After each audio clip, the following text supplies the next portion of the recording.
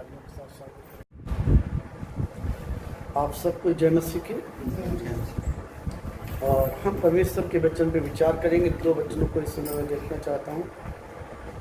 इफिसियों की पत्री, उसका 4 अध्याय और उसका 27 वचन। इफिसियों की पत्री, उसका 4 अध्याय, उसके 27 वचन में लिखा है, और ना शैतान को अवसर दो।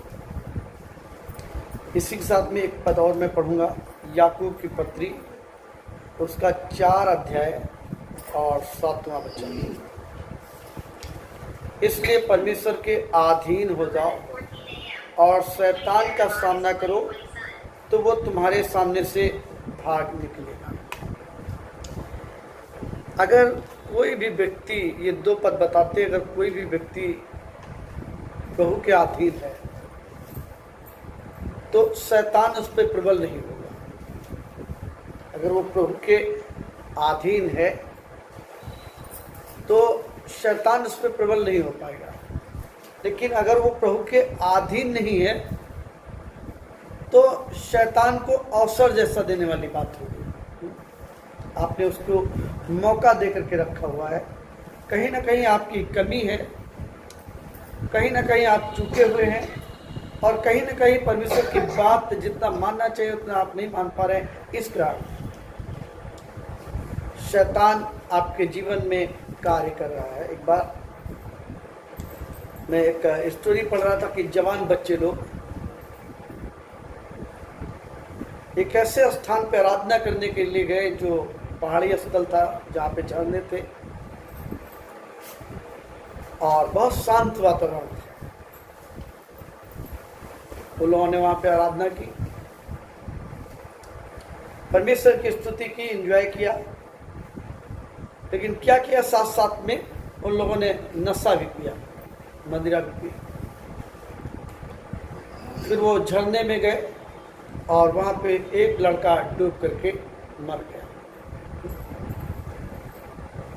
तो ये जो नशा है, आराधना भी किया, स्तुति भी किया, शांत वातावरण, प्रार्थना भी किया, लेकिन ये जो नशा था, ये शैतान को अवसर देने वाली बात है।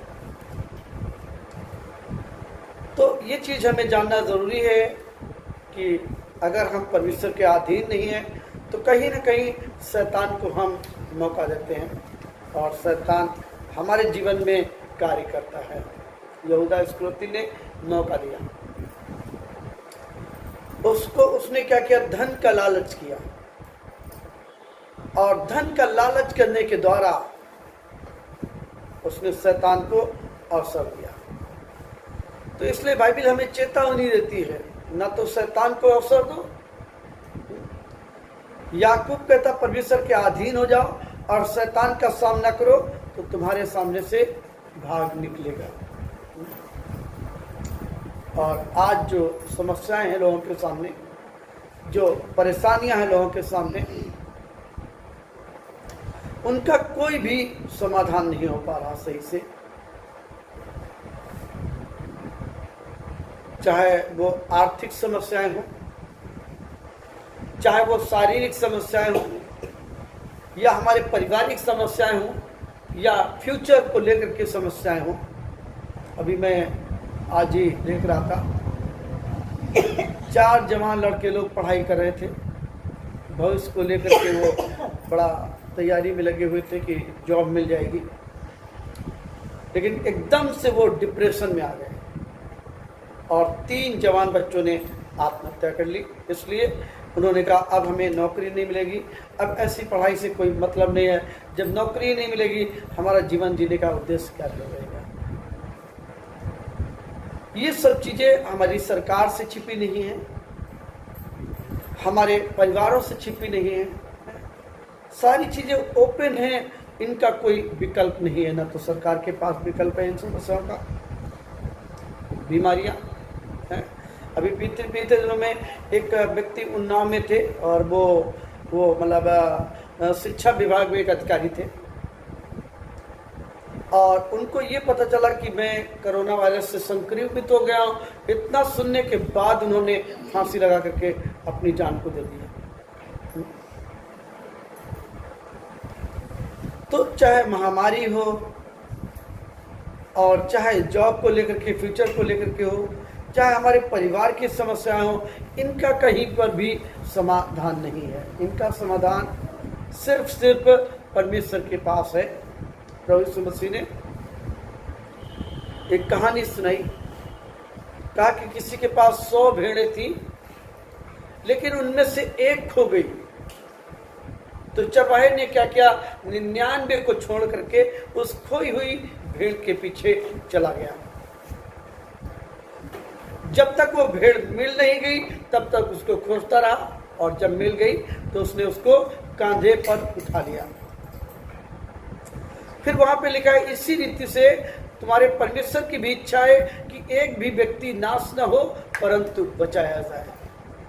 हमारे परमेश्वर की इच्छा है कि आप बचा लिए जाएं, आप नाश ना हो जाएं, आप डिप्रेशन में न चले जाएं, हैं? और आप भविष्य को लेकर के चिंतित ना हो जाएं। इसलिए परमेश्वर आपको बचाना चाहते हैं। यूहन्ना 5 अध्याय में बैतसदा के कुंड के ऊपर हम पढ़ते हैं, एक रोगी जो 38 साल से पड़ा हुआ था, अपाहिज व्यक्ति पड़ा हुआ था। वो बहुत बड़ा धार्मिक स्थल था, क्योंकि उसकी बहुत बड़ी विशेषता यह थी कि नियत समय के पर प्रतिदिन स्वर्गदूत आते थे, उस पानी को हिलाते थे, और कोई भी व्यक्ति जो सबसे पहले उतरता था, चाहे कोई भी बीमारी क्यों ना हो, लोग चंगे हो जाते थे। इसलिए चंगाई पाने की आशा में हजारों हजार लोग वहां पे पड़े रहते थे। वहां पे धार्मिक लोग भी आया करते थे। लेकिन ये जो व्यक्ति 38 साल से पड़ा था, इसकी समस्या का कोई समाधान नहीं हुआ था। और तब वहां पे यीशु मसीहा जाते हैं, उससे बात करते हैं, और वो कहता है, प्रभु हमारी कोई मदद करने वाला नहीं है। यीशु मसीह पूछते, क्या तुम चंगा होना चाहते हो? वो कहता, प्रभु हमारी कोई मदद करने वाला नहीं है। वो अपनी स्थिति का बयान करता है, और प्रभु यीशु मसीह की बात को बहुत गौर से सुनता है। इतना भीड़ भाड़ में भी वो इन बात पर यीशु मसीह के पर ध्यान कर पाया, फोकस कर पाया, उनकी बातों पर गौर कर पाया। तो यीशु मसीह ने बोला, अपनी खाट उठाओ और चले जाओ। वो व्यक्ति चला गया। 38 साल तक कोई समाधान नहीं था इस बात का। मेरा कहने का मतलब है, सिर्फ हमारी समस्याओं का समाधान तो यीशु मसीह के पास में है। लूका 7वें अध्याय में हम पढ़ते हैं, एक जवान स्त्री विधवा हो जाती है, और उसके पास सिर्फ एक ही संतान है, छोटी सी, और बहुत दुखी है, बहुत व्याकुल है, बहुत परेशानी में है। हिम्मत जुटा करके वो जीना चाहती है, और थोड़े दिनों तक उसका बालक थोड़ा बड़ा हो जाता है, और बड़ा हो जाता है, और बड़ा हो जाता है, लेकिन एक दिन वो बालक भी इस दुनिया से चला जाता है। हम पवित्र शास्त्र में पढ़ते हैं, जब उस लड़के का जनाजा निकल रहा है तो पूरा गांव उसके साथ में है, उसके लोग, उसके समाज के लोग, उसके गांव के लोग। लेकिन उसकी समस्या, उसका दुख, उसका दर्द, उसकी पीड़ा जो कि ही तो है, उसमें थोड़ा सा भी कोई राहत देने वाला व्यक्ति नहीं कि उसको राहत दे सके इन बातों से। और तब यीशु मसीह का काफिला वहां से आ रहा है। यीशु मसीह के भी चारों तरफ भीड़ है, हर ग्रुप के लोग हैं, लेकिन उनके पास एक आशा है, एक उम्मीद है। और इस स्त्री का जब हाल देखते हैं तो यीशु मसीह को तरस आता है, और यीशु मसीह कहते हैं, हे स्त्री मत रो। जनाजे को रोकते हैं, और उस लड़के को वो आदेश देते हैं कि उठ जा, और वो उठ करके बैठ जाता है। और लिखा कि फिर क्या करते हैं, उस बच्चे को उसकी माँ को सौंप देते हैं। तो ये हमारा इतिहास है कि जो भी समस्याएं हैं, जो भी परिस्थितियां हैं, उनका कोई समाधान नहीं है जब से इस दुनिया में पाप आया है। हम आदम और हवा की कहानी को पढ़ते हैं, वहां पे हम ये पढ़ते हैं कि जब आदम और हवा ने पाप किया वो बिल्कुल नंगे हो गए थे। जरूर उन्होंने अंजीर के पत्तों से लंगोट बना लिए थे, लेकिन समाधान कुछ नहीं था। लिखा कि परमेश्वर ने उनका नंगापन देखा, परमेश्वर चाहता था उनके नंगेपन को ढांप दे, और उसने एक पशु को वध किया और फिर उसका खाल उनको पहना दिया।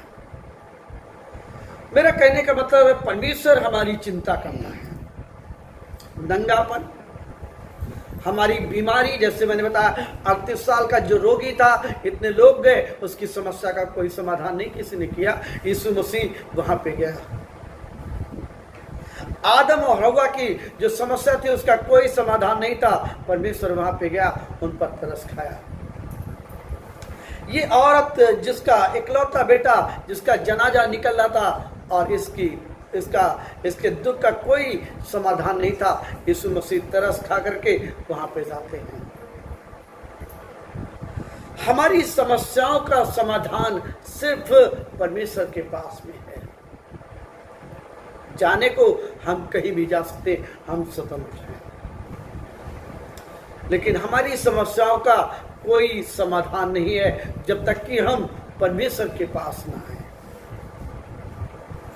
जब तक कि हम इस संसार में कई बातें चल रही, कई चीजें आ रही, लेकिन जब तक कि हमारा ध्यान परमेश्वर के पर केंद्रित ना हो जाए, उनकी शिक्षा के पर केंद्रित ना हो जाए, तब तक उन बातों का कोई समाधान नहीं है।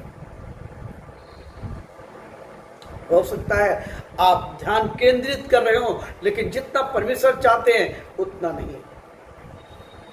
हन्ना लिखा कि प्रति साल मंदिर में जाती थी और भेंट और बलिदान वहां पे चढ़ाती थी। परमेश्वर उसे और ज्यादा समर्पित देखना चाह रहे थे। वो बेऔलाद थी, वो चिढ़ाई जाती थी, उससे लोग नफरत करते थे, और इसलिए वो एक दिन बहुत व्याकुल हो गई। उसका दुख चरम सीमा से ज्यादा हो गया, और तब वो मंदिर में जाती है, परमेश्वर के भवन में जाती है, और उसके मुंह से कोई शब्द तो नहीं निकल रहा है। दुख के मारे, पीड़ा के मारे, दर्द के मारे, लोगों के चिढ़ाए जाने के कारण उसके मुंह से कोई शब्द तो नहीं निकल रहा, लेकिन दिल से उसकी आवाज निकलती है कि अगर प्रभु आप अपनी दासी को तुच्छ न जाने, अगर आप उसको एक संतान देते हैं तो हमेशा के लिए वो आपके लिए समर्पित कर देगी, आपकी सेवा के लिए समर्पित कर देगी, आपके मंदिर के लिए वो दे देगी। वो आंसुओं से तरबतर है। देखने में उसकी स्थिति बहुत गंभीर है। वहां जो सेवक है वो देखता है, वो सोचता नशे में धुत है, लेकिन वो कहती है कि अपनी दासी को तुच्छ मत जान। मैंने कोई मदिरा नहीं पी है, हाँ मैंने अपने दिल के दर्द को परमेश्वर के सामने उड़ेल दिया है। पवित्र शास्त्र वहां पे कहता है कि फिर उसके चेहरे के पर कोई उदासी नहीं रहेगी। वो स्त्री अपने खाना खाती है और मुंह धोती है और घर चली जाती है, और नियत समय के पर लिखा कि वो गर्भवती होती है और फिर एक बच्चे को जन्म देती है। बच्चे का जब दूध छूटता है तो जो मन्नत उसने मानी थी वो परमेश्वर को उस बच्चे को अर्पण कर देती है। बाइबल बताती, चेत कर तू कहां से गिरा हुआ है। हमारी सेवकाई जब मैंने स्टार्ट की, शुरुआती के दौर की मैं बात बता रहा हूँ, तो मैं अपना पुरानी डायरी को उठा करके लाया था, तो उस डायरी में मैं खुद ही उस बात को भूल गया था। तो 2-3-4 लोग जो भी मेरी चर्च में थे, जिनको मैं समझता था नहीं ये कुछ कर सकते हैं प्रभु यीशु मसीह के लिए, उनको मैंने बोला मैं इस सेवकाई के लिए समर्पित हूँ, क्या आप समर्पित हैं? उन 2-3 लोगों ने बोला हाँ हम समर्पित हैं, और मैंने अपनी डायरी पे सिग्नेचर किया और उन लोगों ने भी सिग्नेचर कर दिया। बताया कि हम समर्पित हैं। तो उस डायरी को जब मैं अभी हालिया गांव में गया था तो डायरियों को खंगाला, फिर उनमें देखा क्या लिखा है, तो मैंने उस बात को भी पढ़ा। तो मैंने देखा वो लोग जिन लोगों ने सिग्नेचर किया था वो लोग गायब हैं, सेवकाई में ही नहीं, चर्च में ही नहीं है। और यही बात होती है कि कहीं ना कहीं जो हमने समर्पण किया है वो तो डायरी थी जिसमें 2003 में इस बात को लिखा था, आज मैंने देख लिया 17 साल बाद में। लेकिन जब हम प्रभु के पास में आए कई समर्पण की बात बोले हैं, लेकिन आज को सुदूर उन बातों से चले गए हैं जो हमारे जहन में भी नहीं है। और हम जब बेबदल हैं, जब हम दोहरे रास्ते के ऊपर हैं, तो ये समस्याएं बहुत ज्यादा बढ़ रही, शैतान को काम करने का ज्यादा मौका मिल रहा है। और इसलिए बाइबल बताती है कि चेत कर, तू कहां से गिरा है, पहले के समान प्रेम कर, नहीं तो मैं तेरे पास आकर तेरी दीमक को हटा लूंगा। कई वायदों को, कई समर्पण को, कई बातों को हमने नजरअंदाज कर दिया है जो हमने समर्पण किए थे। तो मैं ये सोच रहा था, ये भी बहुत मतलब कोई बहुत अच्छी बात नहीं थी कि मैंने उनको कुछ समझा, इसलिए मैंने उनको बोला कि मैं प्रभु की सेवा के लिए समर्पित हूँ, यहाँ के लिए मैं समर्पित हूँ। क्या आप समर्पित हैं? अगर समर्पित हैं तो आप इसमें 2 वाक्य लिख दीजिएगा और अपना दस्तखत बना दीजिएगा। और मैंने देखा 17 साल के बाद वो लोग गायब हैं, वो प्रभु के पास भी उनमें से लोग नहीं रह गए, या है भी तो ना के बराबर, नथिंग, कुछ भी नहीं है। ऐसे कितने हम वायदे भूल चुके हैं, कितनी बातों को हमने नजरअंदाज कर दिया है, परमेश्वर की आत्मा को शोकित कर दिया है, समर्पण से बाहर चले गए हैं, हमने बेबदल बातें की हैं। और यही है, इसी का कई बार हमें खमियाजा उठाना पड़ता है, जैसे यहूदा इस्करियोती को उठाना पड़ा। पतरस ने जब इनकार किया उसको कई दुख, कई पीड़ा से गुजरना पड़ा।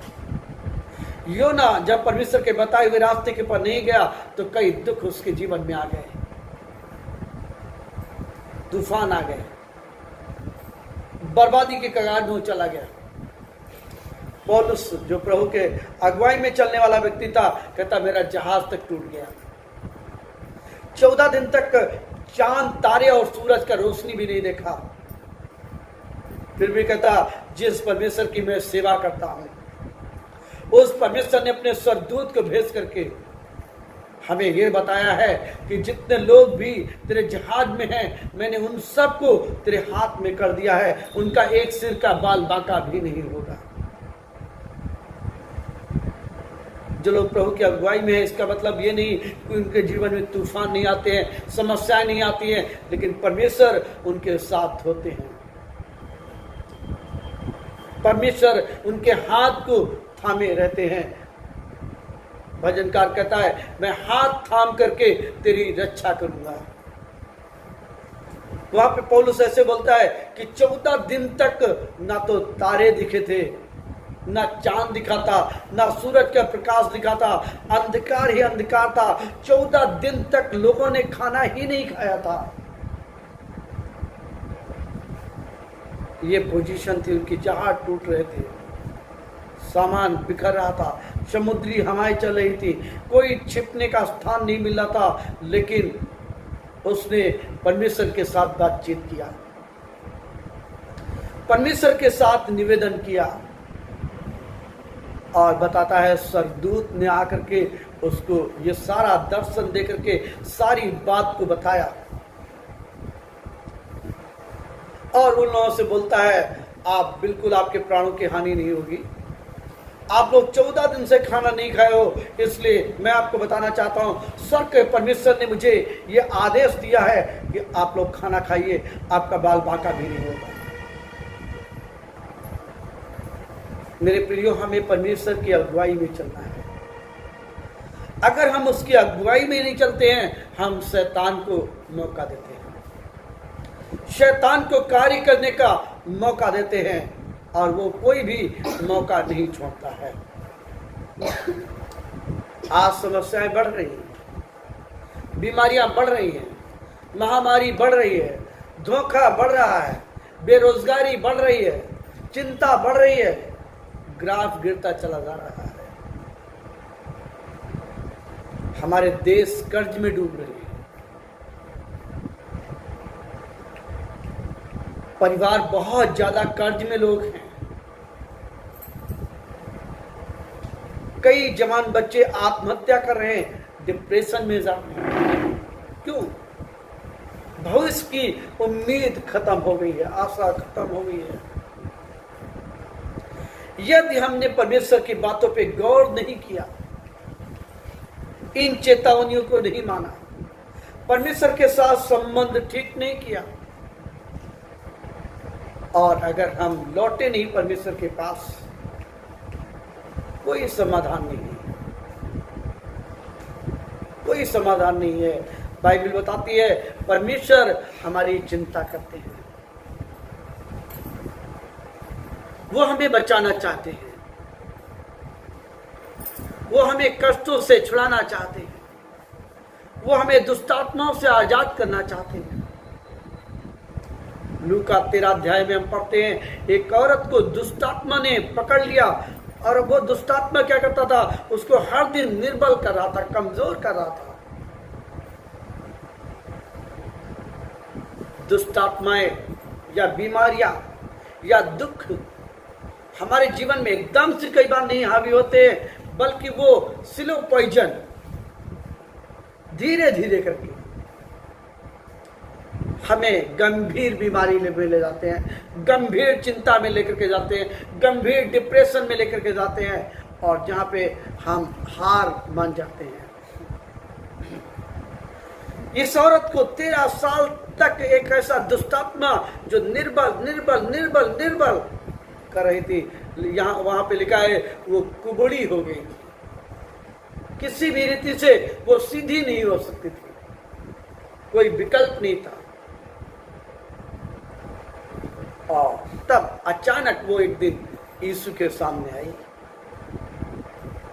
और यीशु प्रभु ने बताया, हे नारी, तू दुर्बलता से छूट गई। और तब यीशु ने उस पर हाथ रखे और वो सीधी हो गई। अब वहां पे लिखा है वो परमेश्वर की बड़ाई करने लगी। जब कोई भी व्यक्ति परमेश्वर की बड़ाई करता है, परमेश्वर का आदर करता है, परमेश्वर के तरीके से जीवन जीता है, तो शैतान कमजोर पड़ जाता है, शैतान को अवसर नहीं मिलता है, शैतान हारता जाता है। यदि वो स्त्री बड़ाई नहीं करती तो फिर दुष्टात्मा उसको पकड़ता और फिर से वो उसी पोजीशन में पहुंच जाती। हम मरकुस की किताब में पढ़ते हैं, जब पतरस की सास ज्वर में पीड़ित थी, वहां पे लिखा यीशु मसीह ने उस ज्वर को डांटा और उस स्त्री का हाथ पकड़ा और ज्वर को डांटा, वो चंगी हो गई। तब लिखा कि वो परमेश्वर की सेवा टहल करने लगी। यदि वो सेवा टहल नहीं करती तो शैतान को मौका देने वाली बात थी। और कभी कभी परमेश्वर जब हमारे जीवन में काम करते हैं, हम सुस्त पड़ जाते हैं, हम लापरवाह हो जाते हैं, और ऐसे समय में हम शैतान को मौका देते हैं, अवसर देते हैं, और वो हमारे साथ खेलता है, हम उसकी कठपुतली बन जाते हैं। बाइबल यूहन्ना की पुस्तक में इस प्रकार से लिखा है, चोर केवल चोरी करने और घात करने और नष्ट करने को आता है, मैं इसलिए आया कि लोग जीवन पाएं वरन बहुतायत का जीवन पाएं। उसको मौका दिया, चोरी करेगा, है? आपके भविष्य की चोरी, आपके शांति की चोरी, आपके सेहत की चोरी है, आपके अच्छे विचारों की चोरी। उसके बाद अगर मौका और मिला तो घात करना और नष्ट करना भी शामिल है। इसलिए बाइबल बताती है, परमेश्वर का वचन कहता है हमें लौटना है, हमें पश्चाताप करना है, हमें परमेश्वर की आवाज को सुनना है, मानना है। बाइबल बताती है जो पुत्र की नहीं सुनता है उस पर पिता का क्रोध बना रहता है। अगर हर दिन आप परमेश्वर का बात नहीं सुनते हैं तो बाइबल बताती है पिता का क्रोध बना रहता है, वो जीवन को नहीं देखेगा। ऐसे हमें हर दिन परमेश्वर की आवाज को सुनना है, उनकी इच्छा को जानना है और उनकी सेवकाई करना है। जब तक कि हम इस बात को ना जाने कि उनकी इच्छा क्या है, हम क्या सेवकाई करेंगे। तो यदि हम उनकी आवाज को सुनते हैं, शब्द को सुनते हैं, मन को कठोर नहीं करते हैं, तो हमारा उद्धार बहुत निकट है, हमारी छुड़ौती बहुत निकट है, हमारी चंगाई निकट है। यदि हम अपने हृदयों को कठोर करते हैं,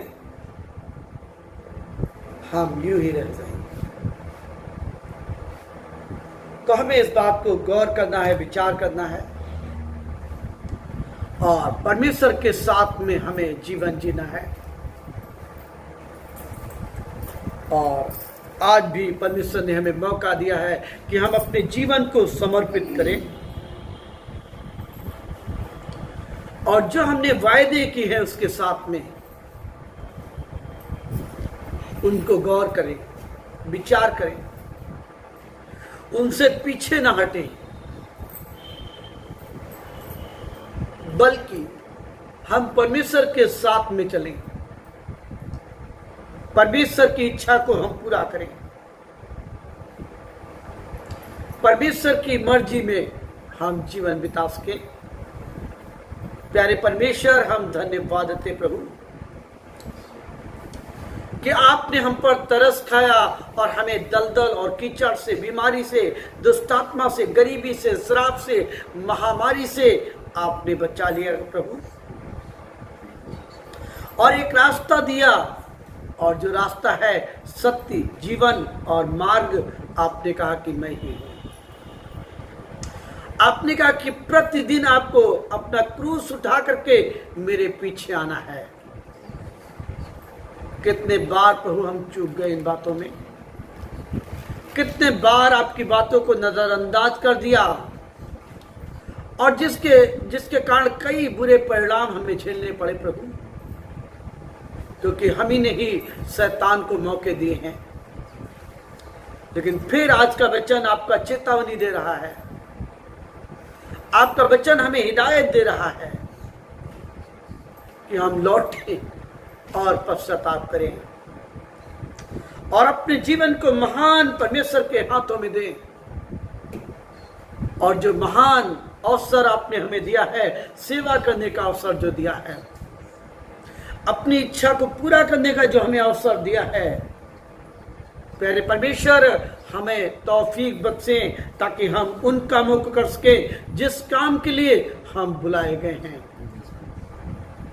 हम धन्यवाद देना चाहते हैं, हम शुक्रगुजार हैं प्रभु आपकी आत्मा के लिए जो हमारे मध्य में मौजूद है। प्रभु हम आपसे विनती करते हैं, पवित्र आत्मा जी हर एक को स्पर्श करिए, हर एक से बातचीत करिए प्रभु, हर एक जीवन समर्पित हो जाए, आपकी खिदमत कर सके, आपकी इच्छा को पूरा कर सके, आपकी चेतावनियों को अपने जीवन में लागू कर सके, ताकि अंधकार उनके जीवन में राज्य न करने पाए, डिप्रेशन राज्य न करने पाए, बीमारी राज्य न करने पाए, चिंता राज्य न करने पाए, परंतु राजाओं के राजा और प्रभुओं के प्रभु आप राज्य करने पाए।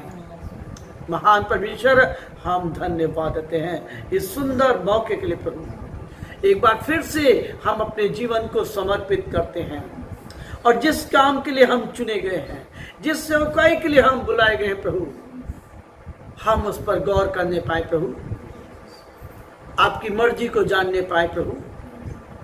प्रभु हमारा मार्गदर्शन करिए, पवित्र आत्मा हमें लेकर के चलिए प्रभु। हम कलीसिया के लिए धन्यवाद देना चाहते प्रभु। धरती पर एक ही विकल्प है, वो है कलीसिया, जहां पे परमेश्वर के विषय में बात की जाती है, लोगों की समस्याओं का जहां पे समाधान हो जाता है, जहां पे लोग परमेश्वर से मिल पाते हैं और बात कर पाते हैं। आज संसार में इन बातों का कोई विकल्प नहीं है। प्यारे परमेश्वर, हम प्रार्थना करना चाहते हैं, कलीसिया जो विभिन्न घरों में जमा है प्रभु, विभिन्न गांवों में है प्रभु, हमारी दुआ है आप दूर और पास के भी परमेश्वर हैं। पिता, हम प्रार्थना करते हैं उन लोगों से बोले और बातचीत करें, उनको चेतावनियां दे प्रभु, ताकि वो लौटने पाए, पश्चाताप करने पाए और तेरी खिदमत को पूरा करने पाए। आपने कहा तुम जागृत रहो, तुम्हारी कमरे बंधी रहें और तुम्हारे दिए जलते रहें। कई लोग इस लॉकडाउन में, कई लोग इस महामारी में सुस्त पड़ गए हैं। प्यारे परमेश्वर, ये सुस्ती में पड़ने का टाइम नहीं है, ये लापरवाही का टाइम नहीं है प्रभु, बल्कि ये समय वो टाइम है जब आपका न्याय बहुत नजदीक आ चुका है। हर एक जन न्याय के लिए तैयार हो सके, हर एक जन को जो आपने जिम्मेदारी दी है उस जिम्मेदारी को पूरा कर सके। प्यारे परमेश्वर, हम में से हर एक को अनुग्रह दीजिए प्रभु, आशीष दीजिए प्रभु। यहाँ पे जितने लोग हैं हर एक को आशीषित करिए प्रभु, अपने वचन को आशीषित करिए प्रभु। ये वचन 30, 60 और 100 गुना फल ला सके प्रभु। हम इस बात के लिए धन्यवाद देते हैं, महिमा और तारीफ करते हैं। सारा आदर, सारी महिमा, सारा गौरव हम आपको देते हैं। इस दुआ को महान मुक्तिदाता यीशु प्रभु के नाम से मांगते हैं।